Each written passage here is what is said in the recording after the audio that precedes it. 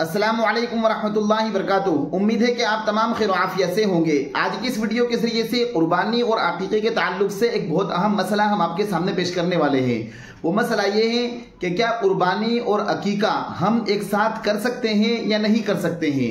तो देखिए, अगर छोटा जानवर अगर हम कुर्बानी कर रहे हैं, और छोटे जानवर से मुराद जैसे हम बकरा ज़बा कर रहे हैं या गाडर ज़बा कर रहे हैं, तो फिर उसमें सिर्फ एक ही हिस्सा होता है जिसे अगर हम कुर्बानी के लिए उसे कर रहे हैं तो उसमें अकीके का हिस्सा नहीं होगा।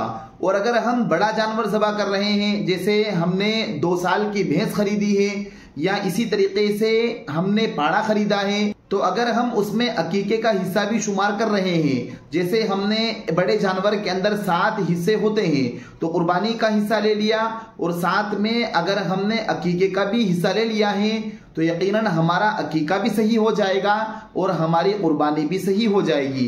इसलिए कि बड़े जानवर में 7 हिस्से होते हैं, तो अगर हमने कुर्बानी के 3 हिस्से ले लिए और 4 हिस्से हमने 2 लड़कों के ले लिए हैं, तो लिहाजा उन 2 बच्चों का अकीका भी बिल्कुल दुरुस्त और सही हो जाएगा।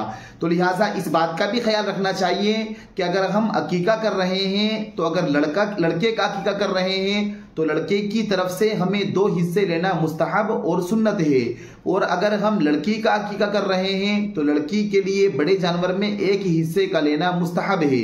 तो लिहाजा हम इस बात का अच्छी तरीके से ख्याल रखें कि अगर लड़की का हिस्सा लें तो बड़े जानवर में 1 हिस्सा लेना पड़ेगा, और अगर लड़के का अगर हम अकीका कर रहे हैं तो बड़े जानवर में लड़के की तरफ से 2 हिस्से लेना पड़ेंगे। इस बात का अच्छी तरीके से ख्याल रखें। तो लिहाजा अगर बड़े जानवर में कुर्बानी के साथ हम अकीका कर रहे हैं, तो हमारा अकीका बिल्कुल दुरुस्त हो जाएगा, बिल्कुल सही हो जाएगा और हमारी कुर्बानी भी सही हो जाएगी। इसमें कोई हर्ज नहीं है। वजह उसकी ये है कि कुर्बानी भी इबादत है और इसी तरीके से अकीका भी इबादत है। तो लिहाजा अगर बड़े जानवर में कुर्बानी के साथ साथ अकीके की भी नियत है, तो हमारा अकीका बिल्कुल सही हो जाएगा। तो उम्मीद है कि आप इस मसले को अच्छी तरीके से समझ गए होंगे।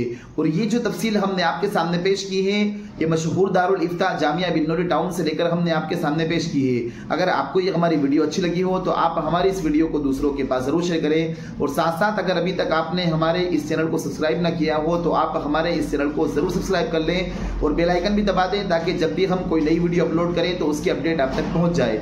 फजज़ाकुमुल्लाहु खैरन व अहसन जज़ा। अस्सलामु अलैकुम व रहमतुल्लाहि व बरकातुहू।